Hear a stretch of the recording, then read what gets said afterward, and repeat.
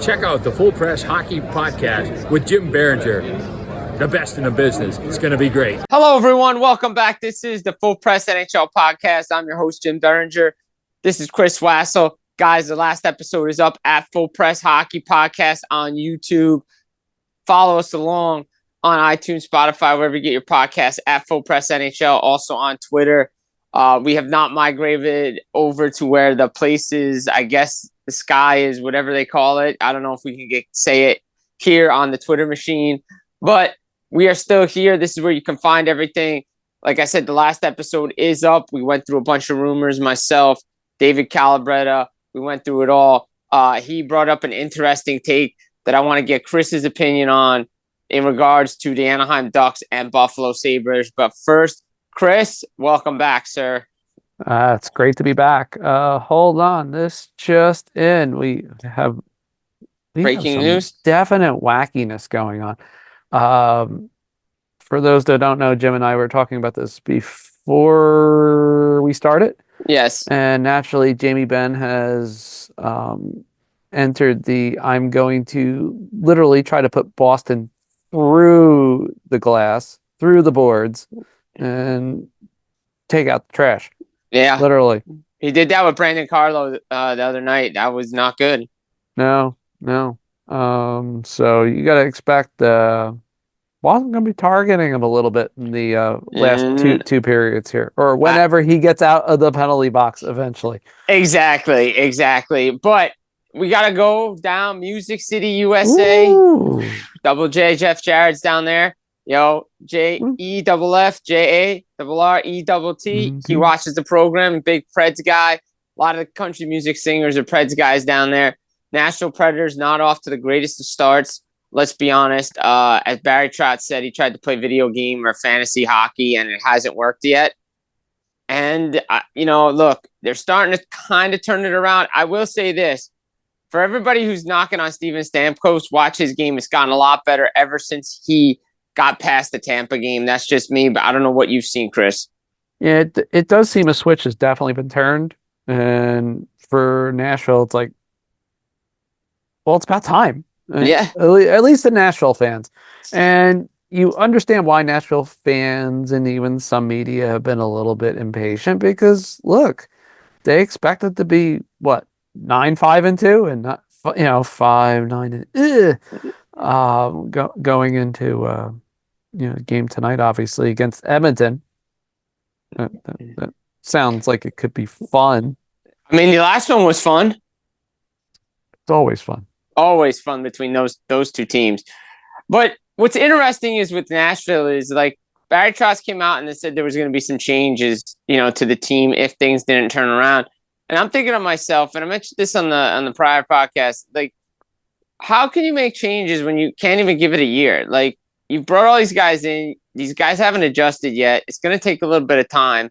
Yeah. Guys aren't clicking right away. You move out Dante Fabro, another young piece that has yet to, look, everybody wants to knock on players' development, and he's 26. He should have gotten it. Well, the reason he hasn't gotten it is because he hasn't played in his role that he's supposed to play in, and they haven't played him. And now he's going to go to Columbus, and Columbus now has a chance to do some damage with some defensemen as well on the trade market. But look, they moved out Askarov. The buyouts for Duchesne, the retention on Johansson. It's Barry Trotz bringing his guys in, but right now his guys aren't producing. No, look, again, it's early, but if you start going up and down, you see a lot of mediocre stuff. Yep. With Nashville, and it was worse at first. I understand that. 1 point, I think Roman Josi had like all but 1 point on the power play. Mm-hmm. You got some of the obvious stuff. Shooting percentage, Jim. 8. No, not good. Overall save percentage,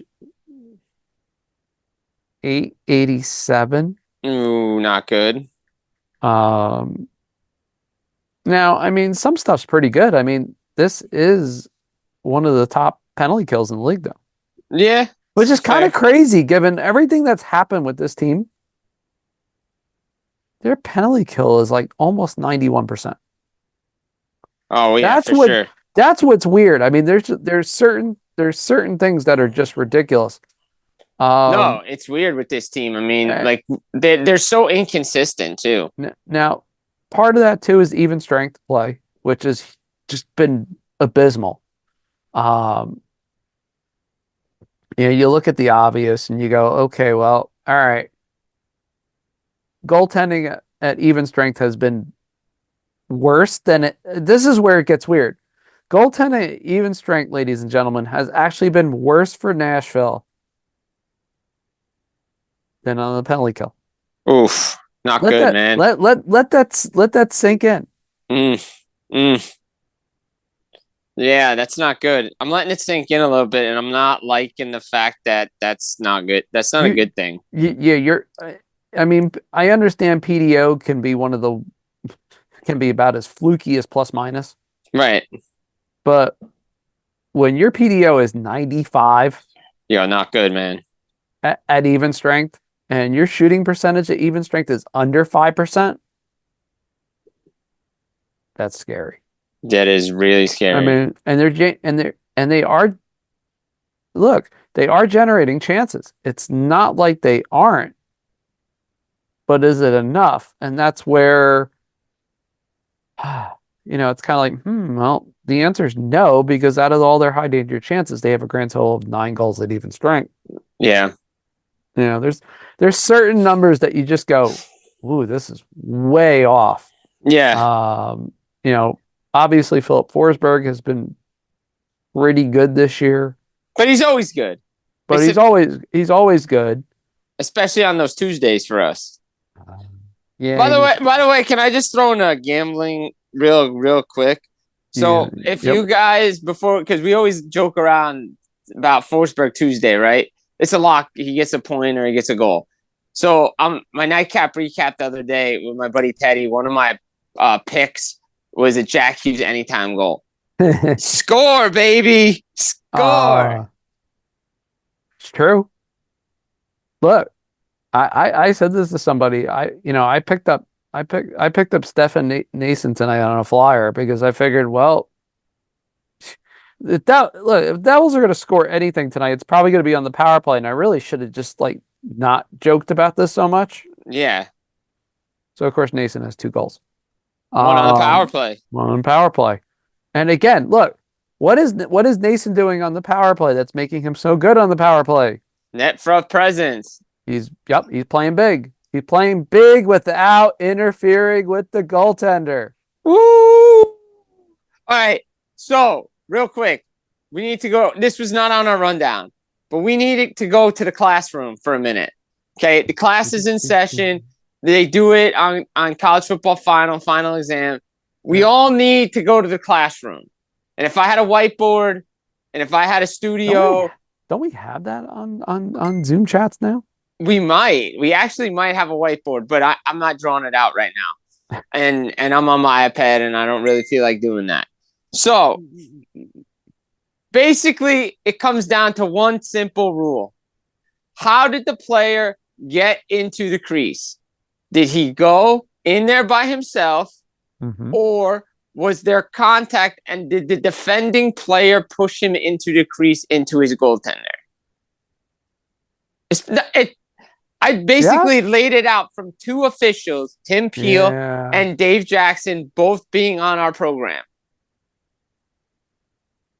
I understand Washington Capitals fans. I get it. I've seen Edmonton Oilers fans. I've seen Tampa Bay. Shout out to Andrew Liu too.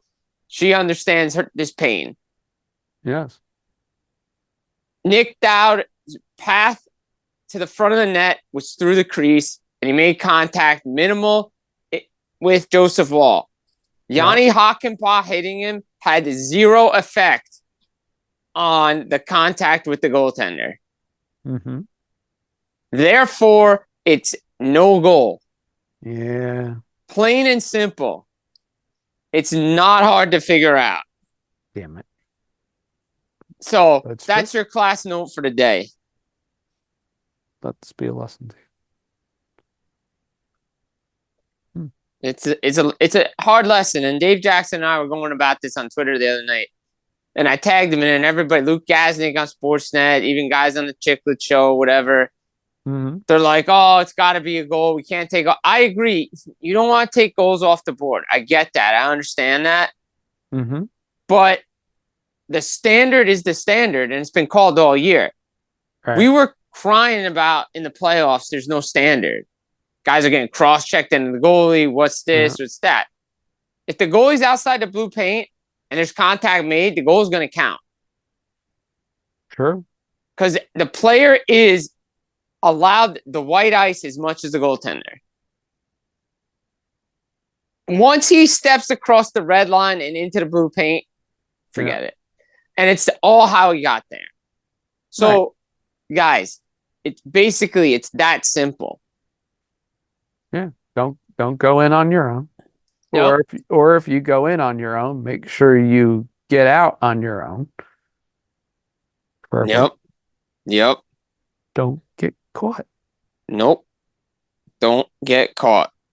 It's not a good thing if you get caught. Damn it. So, I mean, look, I want to mention we're going to move to Pittsburgh in a minute, but I want to talk about the Devils for a minute. You mentioned Stefan Nason, Paul Cotter, team's gotten bigger, Brandon Dillon. We're talking about Brett Pesce, Jacob Markstrom's playing. By the way, to all the haters out there, he's having a good season. Let it go, people. Let it go. Just because you were wrong, just let it go. Just let it go. And by the way, I'm an eye test guy, not a numbers guy. I don't like analytics.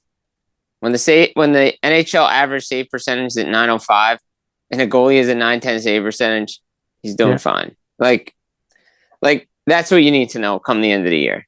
Okay, the league average is not .915, .920, .930 anymore. Those days are over. Long gone. Right, Chris? I remember those days. They were good days. They were good days. They were fun days. But it's not happening anymore. No. The Devils are bigger, they're stronger, they're playing physical. And what I'm liking through these two games right now, outside of they just almost giving up a, shot down the middle of the slot, they're bending, but they're not breaking with the system, right? Talk about it. Yeah. Wrote about it. Mentioned it.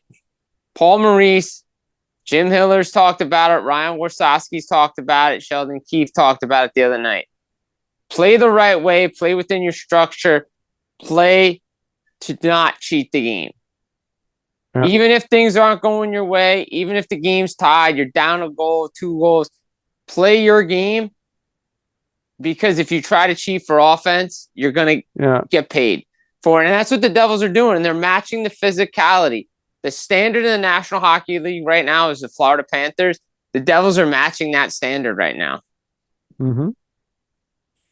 I mean, that's what I'm seeing. I don't know what you're seeing. Yeah, I mean, all right. So you have to look. I don't know how quite to explain this for people that don't understand this. All right, so if you're looking at some of Markstrom's numbers and going, okay, some of these are a little dicey, and you understand where people are concerned, at least a little bit. Yeah. To a point. But ladies and gentlemen, high danger save percentage is pretty solid right now. That's what you got him. You kind of still make a save. Yeah. Okay. Make a save. Exactly. Make a save. And oh, by the way, the defense is helping him out too. Same with Jake Allen. Yep. Defense does not hurt. Defense, doing the right sort of thing. Mm-hmm. Playing a little smarter. Mm-hmm. More discipline, which has definitely helped. Yep. You look at things like the even strength save percentage, yada yada yada. That's all about the same as last year. So basically, the nice way of saying it for people that are like concerned, it's like A, don't be. Mm-hmm. B, his numbers are kind of back to where they were for the most part. Look, we're always going to look at certain seasons and go, all right, that's an outlier, that's an outlier, that's an outlier. All right, so here's the kind of like cold reality. The first month, the month and a half of the season, now you can almost say it right to Thanksgiving. Mm-hmm. Goals are up. Yes. I mean, it's pretty bluntly obvious. 100%. Now, you look at the Devils themselves, and you just look at the simple numbers, and you turn off some of the noise. Think about what they're even missing right now, and they're still doing pretty good. Let's be honest. Let's be honest about this. I mean, you mean the top 6 scoring winger? Yeah, you got your solid winger.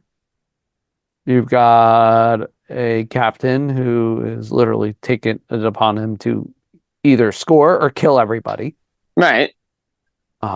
He's got to find a balance there. Yeah, I agree. Look, are things going to be perfect? No. No. Do we have a dream that like this team can play at home? Yes. Yeah. It would be nice Someday. But look, it's not like where you're sitting there and going, okay, it's not that bad. You look at the even strength numbers, they're right there.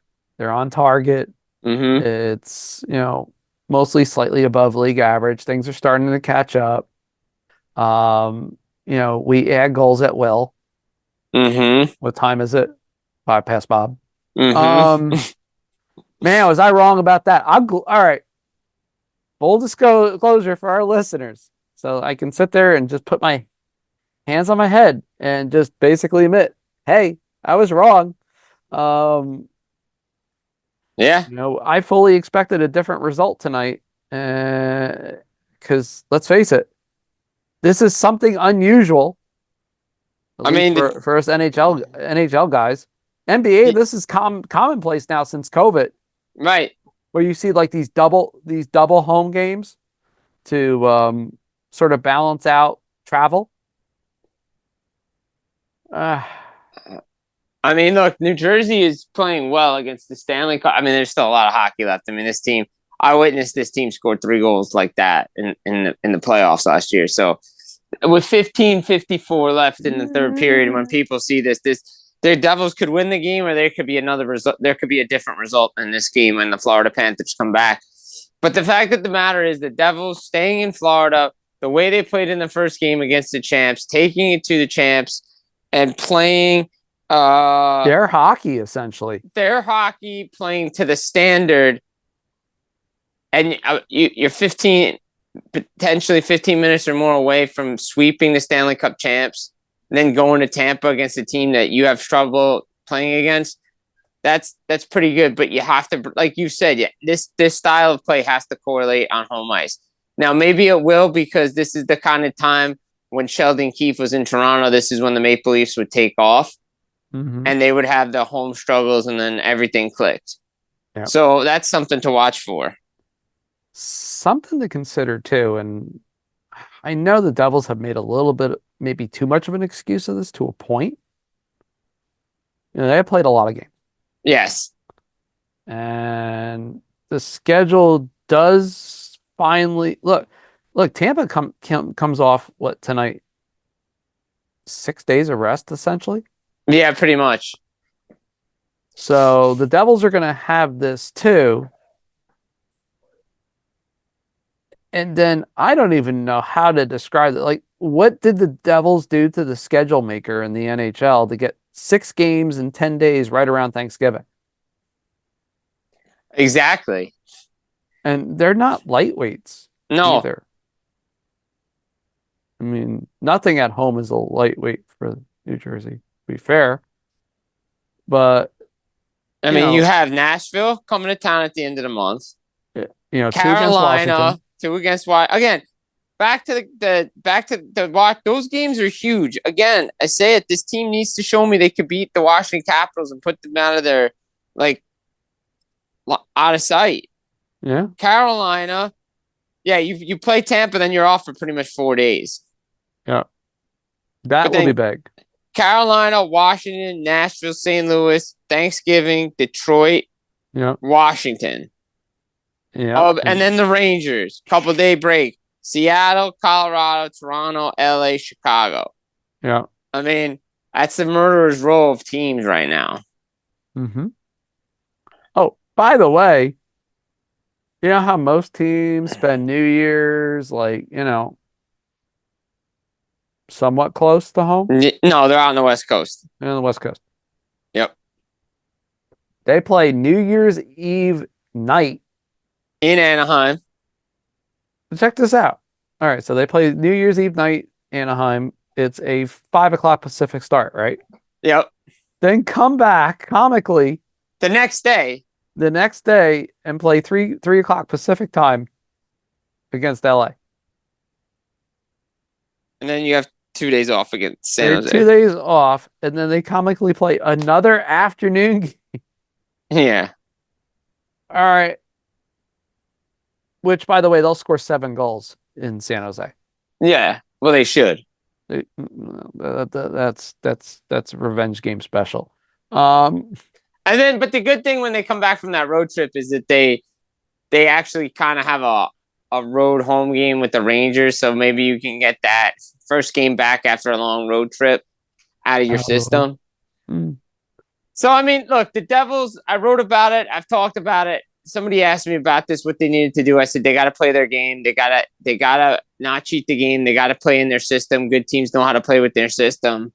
And you just do that. So that's one team that's playing structurally well. Another team that's not playing so structurally well, Pittsburgh Penguins. A complete disaster. Everybody knew it was coming. Everybody saw it was coming. I don't know how people put, the Penguins in the playoffs. I didn't get it. I never understood it. They thought they would be war. No chance this was going to happen. Jari, not good. Carlson, done. Pack your bags. You're getting traded in the summer. That marriage is over. And this is the problem with the Penguins. You're doing a balancing act, a delicate one, where you're trying to be competitive, but try to retool on the fly when you should have done that a couple of years ago. So it's a fine act of, are we dating? Are we not dating? Half pregnant, not pregnant? Am I with somebody? Am I not with somebody? Stuff like that. This is a tough act that they're trying to, and I will say this. Yes, some of the moves since Kyle Dubas has come here have been head scratchers, but I think his hands are tied like they were in Toronto. And Brian Burke and Ron Hextall had the vision to go to ownership and say, no, we don't want to do it this way anymore. And they got fired for their words. Yeah. It's true. And it's rough. I mean, look, it's like, there's one thing, putting yourself between a rock and a hard place. Screw rocks. It's like a giant mountain. Yeah. I mean, you have no movable contracts outside of Drew O'Connor. Lars Eller just went to Washington. There's a couple of guys. Yeah. There's a couple of guys here and there that you can move. All your big hitters have no move clauses. Mm-hmm. You may have to buy out the goaltender. And I don't even think the goaltender is as much of a problem as the scheme is. The scheme's a problem. Defensively, it's hurting the goalies, but Jari needs to be better, and Nedeljkovic has to be better, and all these guys are getting left out to dry because you have 2 defensemen that don't play defense. Yeah. The irony with Pittsburgh is, and I won't, maybe somebody will explain this to me like I'm a 5-year-old. Mm-hmm. But you sent the guy to the minors who arguably could somewhat hide your mistakes. I get because he's young and you don't want to traumatize him by, having Erik Karlsson in front of him for 20-something minutes a night or whatever the, defensive system you're trying to play in Pittsburgh. None. But he represented your best chance of, the old adage, make a save. Blomqvist stopped what, 50 shots against Edmonton? Yeah, stop 46 of 50. And I would argue Edmonton had close to 60 shots in that game. I wasn't thought 50. I think they had 60 shots. There were points in that game, and God, I think I was watching it on like TSN 46. Or it feels like the Ocho, baby. Right. Where's the Ocho at? All right. Again, I have I'm very fortunate to have my IPTV service, which is top notch, freaking ridiculous. Beautiful, baby. Beautiful. And the lag time, probably about the same as you get on ESPN Plus. Yep. And I get in multiple languages, which is also helpful. But the bottom line is this team cannot figure it out. No, nope. They just can't. And I still say this, and part of it is they can't. They cannot get out of their own way. Nope. And what makes that worse now? Their schedule does not get any easier. Nope. Because how can you say what game is winnable for them when they don't even know?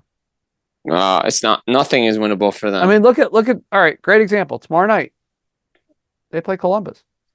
Columbus is always giving them problems. And that's the thing. Like Columbus always gives them problems. That's not a winnable game in my opinion. And Columbus is starting to play better. Right. I mean, we'll go into the other team that's been, we'll go back and forth with the other team that's been having problems because they're. Oh, I mean, you mean the Rangers? Yeah. Well, the Rangers. I mean, you can bring it. You can bring it. You can say it. Look, the Rangers, ironically, are having the same problem for the most part, aside from tonight, that the Devils are. Yeah. It's just they played a few less games, so it looks a little better. But they're having problems at home just like the Devils are. But that goes back a while now, like in the regular season too, right? Like the Rangers at home have struggled. So we can go back, and I've talked to more than a few Ranger beat writers about this. This goes back like 25, 30 years. There you go. On and off with the Rangers. Look, a lot of the Lundqvist years, the Rangers were around 500 at home. Yeah, because they were never out of it with him in the net. Yeah, I mean, it's pretty amazing to think that how bad they would have been without Lundqvist. Yep. But by the way, a fun scoring update, just because if you had Michael McCarron scoring the first goal in between Nashville and Edmonton, you were right. You were A, right, B, I want the lottery numbers from you, and C, preferably the Powerball, not the Mega Millions, because that's going up. Yeah, it's something else when you really think about it with some of these teams and how much just divergent they are. Yeah, I mean, I know it's early. But still, it's getting late early for some of these teams and some of these players. I mean, look, the Rangers are where they are, but they'll be all right. They'll be all right, but Zibanejad is continuing to struggle, and it goes back to last season. All right, so obviously he scored tonight, so we'll get that out. We'll get that out of the way now, and he has. All right, I believe he only has the goal tonight. I think. Don't quote me on this, ladies and gentlemen. So it's like you listen to this and goes, "Hey, that's wrong again." Yeah, but even then, the 12 points in 15 games is nice. Yes. Okay. However, it does. You're 100% right, Jim. There is a bit of a trend with Zibanejad, and it did start last season to a point, but. You look at the numbers and they do. He has like weird career tail offs that can't be explained. Yeah. I mean, they're in there. I mean, you have to look, and this is where, yes, sometimes it's good to have a little bit of an eye on it. And sometimes the eye test doesn't quite like spot it completely. It's true. But if you notice something that's not so subtle in all this, has anybody looked at his time on ice lately? I believe it's is it either decreasing a little bit?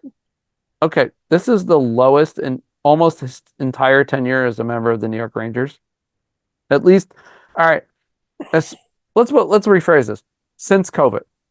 Okay.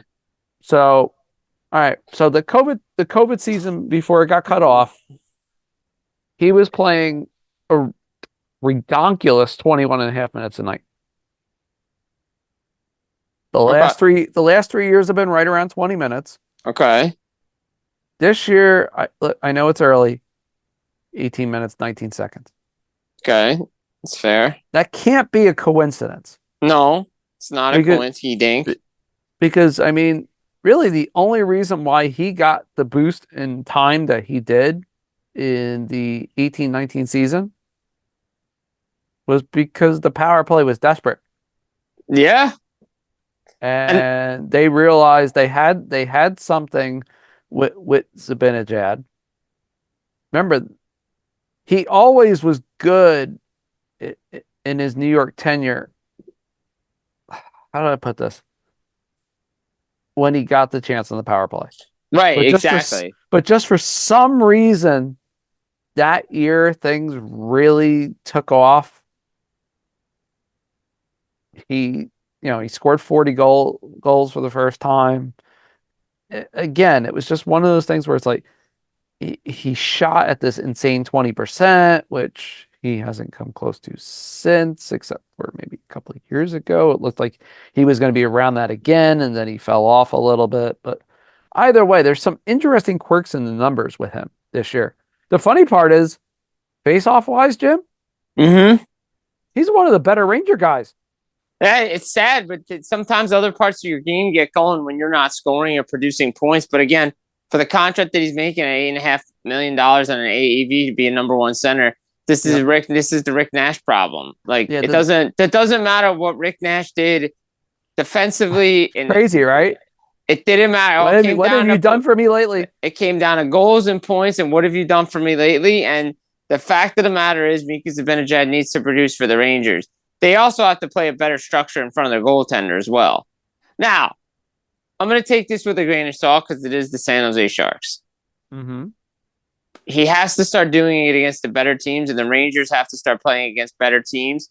They have to play better against the good teams because when outside of Toronto, when they got punched in the mouth by Winnipeg and Florida and teams like that, Washington, they had no answer. Yeah, and they've been on quite a home run too. I believe 5 of the last 6 games have been at home. Right. So again, nice. To me, they got to step up their game a little bit here. So that's one area of 2 teams that are not playing well. You know, we continue that train, and I want to bring this to you. So if you guys listened to the last episode, check it out up on Twitter, also on the page. So David brought up this great point because Buffalo Sabres, there's a lot of chatter about Buffalo. Bo Byram's name is out there. They just acquired him from Casey Middlestad last year. The trade kind of didn't make sense because they were heavy on the left side anyway, and they were asking the kid to play on the right side when he's a left shot D, and he was thriving in Colorado. Wow. Buffalo also needs offense. Oof. Does it make sense to you to go to Pat Verbeek and say Bo Byram for Trevor Zegras 1-for-1? I mean, if you're Buffalo right now, oh boy, are you allowed to take a box of bubble wrap with you to make that deal? I hope so. Because you're going to need it. Yeah. Because right now, basically, and I'm looking at this,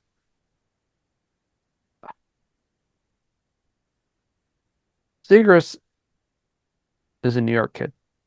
Yep. I'll put this in the simplest of terms. It ain't working. In Anaheim, it's not working. At all. No. He actually, look, it's gotten progressively uglier. I didn't think it could get worse than it did at the start of last season before he got hurt. I was wrong. He's MIA, like visibly MIA on the ice. I had two people ask me at the game when I was there for the Ducks, does he even play in the NHL anymore?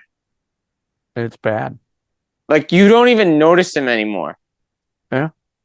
At least before you noticed him, oh, he's got the puck, he's going to do some things. You don't even, he's complete MIA. Yeah. Witness protection program gone. Don't even notice him. The milk carton has called, and the milk carton even has been thrown out. I mean, I think the wanted poster came off the telephone pole too. But I mean, it's brutal. And here you go. You know, everybody says that, okay, you know, eye test. Yeah. This is the one case where the eye test does not lie. Nope. Look at where he's starting his time when it comes, you know, being on the ice. You know how often he's in the offensive zone, Jim, to start? I don't know. His career number is 65%. Wow. Okay, which, you know, for a playmaker, you'd expect. You know, I mean, Panarin's like 700 million%, but all right, you know, enough joking around. Right. This year, through 15 games, 41.5%. That's it. Wow. I mean, there's defensemen that are, you know, sit there. I mean, they are playing him like a third or fourth line defensive center. And he's not that. That's basically what they're doing. That's partly why you're kind of not noticing him, even though he's playing top 6 minutes. But they're playing him like a defensive forward. Yeah. I mean, he's taking face-offs in all zones, particularly in the defensive zone. And that's not even working. No, I mean, the thing is look, we get it. McKinnon had like a good rookie year, then he tailed off for a little bit, and then he came back with vengeance. Yeah. Zegras had 2 good years where he put up 60 points, 2 seasons, had the holdout, the contract, the injury. He's not gotten better. Like, No. his metrics may say he's good, like face-off wise and all this stuff, but he's not producing. And one person told me, not a Pat Verbeek guy. No. It's just not. No. And, you know, look, when your on ice shooting percentage is just cratering, you kind of go, this is a problem. It is. You know, even the basic, like, you know, like the even strength offensive zone starts are like just coming down each year. Yeah, it's very interesting. Everything is just like kind of like going, well, you know, this. It feels like a trade is coming. I don't know when, but it feels like it's eventually going to come to the point where whatever Pat Verbeek can get for him, he gets for him. Because don't forget, they have Cam Fowler there, Robbie Fabry, Frank Vetrano, Brock McGinn, Fowler's there, Gibson, and Gibson's the elephant in the room because it feels like he should be traded too. Well, look, Gibson is starting to take on my buddy Timmy Rosenthal would like this. Taking on Thomas Caberlet like qualities here. Yes. When it seems like every trade deadline or at the draft he was going to be traded and he never was. Nope. And the ironic thing is when he finally was traded, it was so anticlimactic that it went catastrophically bad. I know. And was also exceedingly awkward. Yeah. Because of where he wound up. I know, it's crazy, right? So crazy. People don't understand this. All right. So for fun perspective, Caberlet obviously plays the huge majority of his career in Toronto. Okay.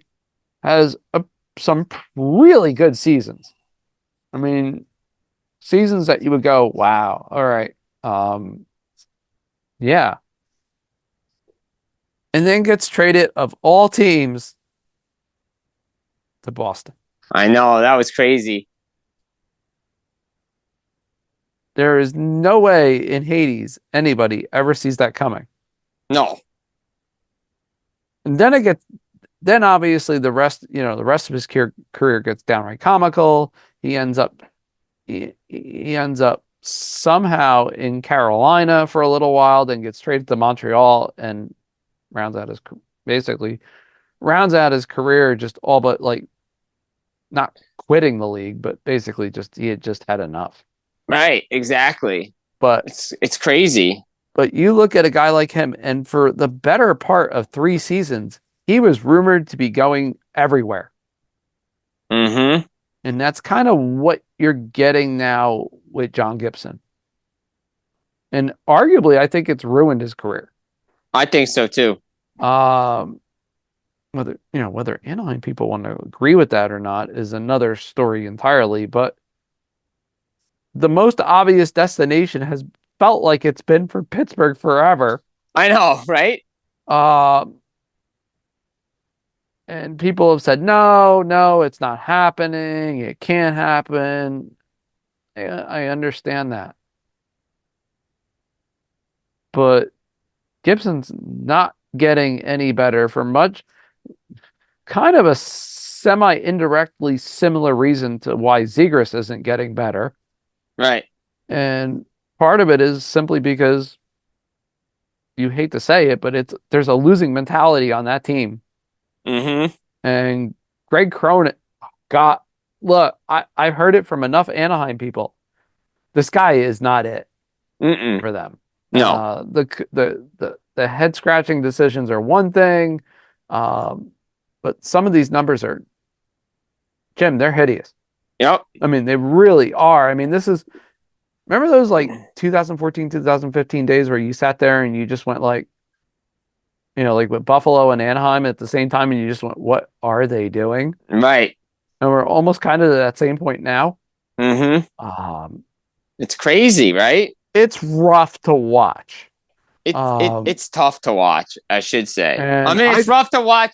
No pun intended in Buffalo too. So while Jim was, you were at the Anaheim game, right? Si, senor. All right. So was I, and guess who I ran into? Everybody's favorite Portuguese guy, Adam Henrique. Woo! Look, I love Adam, and his penchant for Portuguese food knows no bounds. He also was saddened when the Portuguese restaurant in Ironbound closed. Mm-hmm. And he kept asking me, well, how the heck did they close? And I had to explain to him mismanagement and retirement. Kind of academic, unfortunately. But one of the things he said was, he's like, I really can't say this on the record. Mm-hmm. But he echoed what a lot of people are saying, and it's just a simple, obvious fact. The team looks lost. Yes, 100%. I mean, you look at players that, let's face it, we're producing really well for them. Even last couple of years where things were awful. So bad. So, granted, Troy Terry's still having a good year. He is. But even then, like, you start looking at some of the numbers that he has and you go, well, that's not quite there. No. You go through it. The fact that they're somehow 5-8-2 is miraculous. Well, Dostal has been out of his mind. Like, legitimately out of his mind. Mason McTavish hasn't been 100% for most of the year. No. So those are your two leading scorers, are McTavish and Terry. After that, it just gets downright like, what? Who? Huh? And then it keeps getting worse. If you're wondering, Islanders reject Ross Johnson, occasionally playing, sort of, yeah. James Reimer, that was 3 teams ago. I'm half kidding. Yeah, he's back with Buffalo though. He's back with Buffalo. But that's because of about 30 million injuries that we'll get into a little later. But Dussel, look, he has faced an insane amount of shots. Mm-hmm. And many of the high quality opportunities. Mm-hmm. It's pretty bad. It is awful. Minus 37. Not good.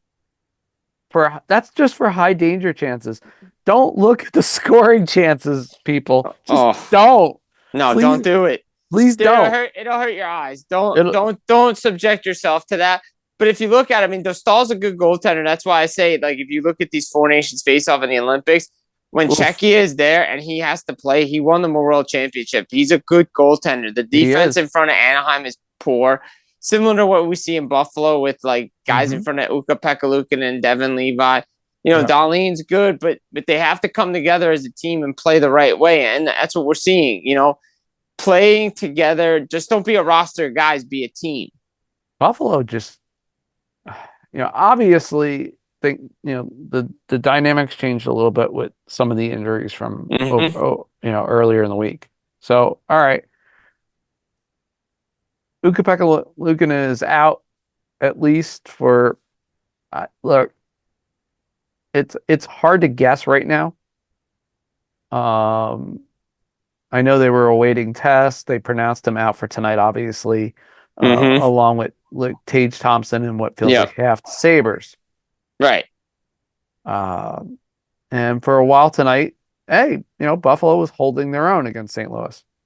Until the St. Louis decided that. And that's pretty much kind of what happened.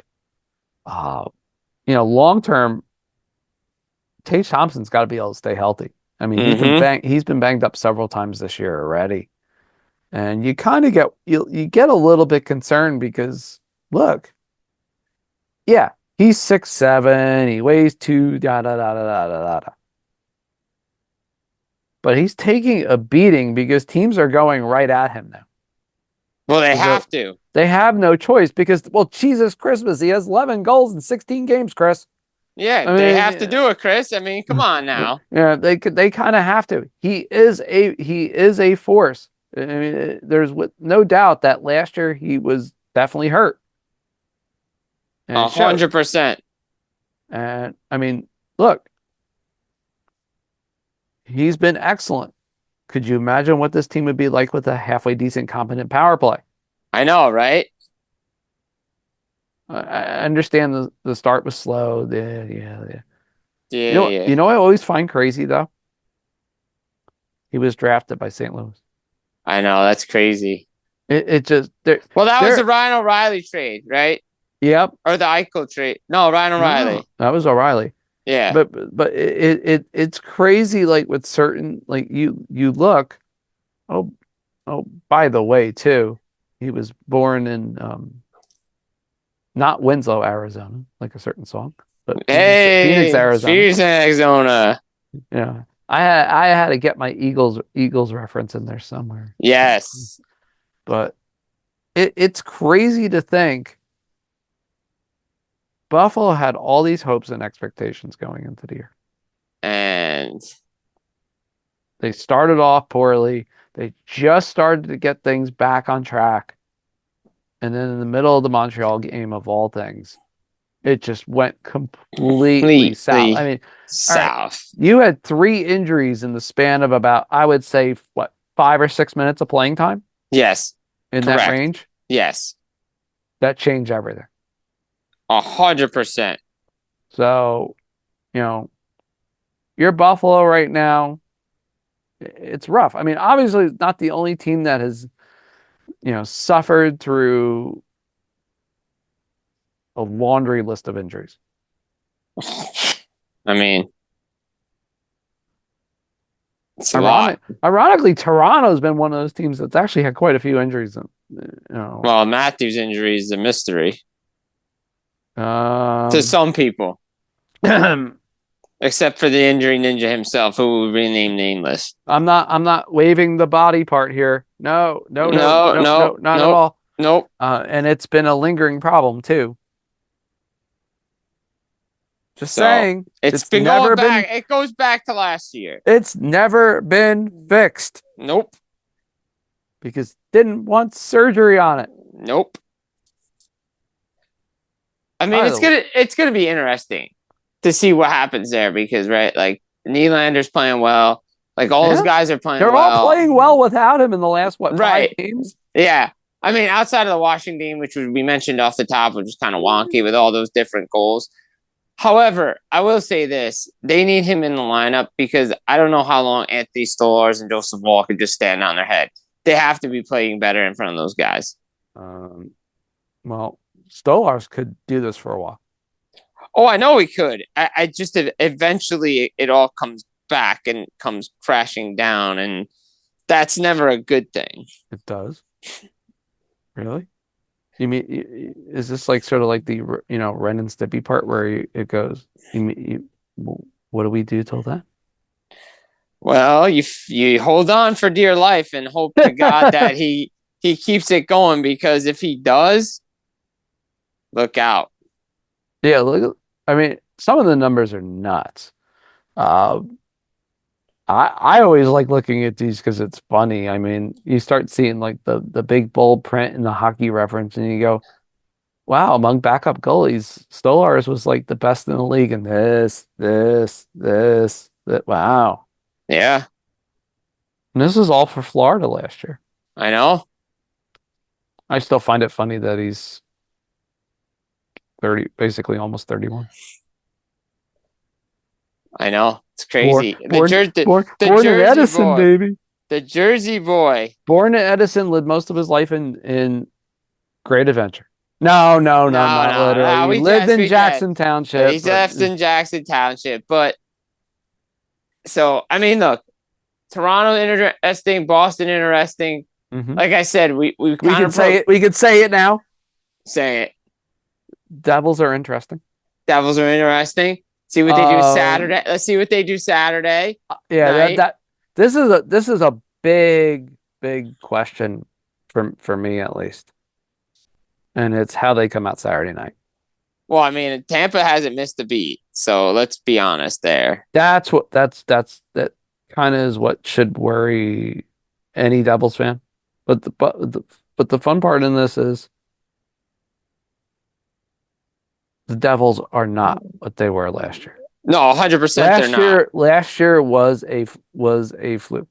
Last year was a fluke. A lot of injuries. Guys not playing well. They're playing guys out of position. Guys playing position. Heavy physical team. Tough team to play against. Bigger defensively. Good goaltending. Timely saves. Timely goaltending. Power play. The whole 9 yards. And that is a beautiful bow on how to wrap up this episode of the Full Press NHL podcast. You play the standard of the league, and that's how you win hockey games. Mm-hmm.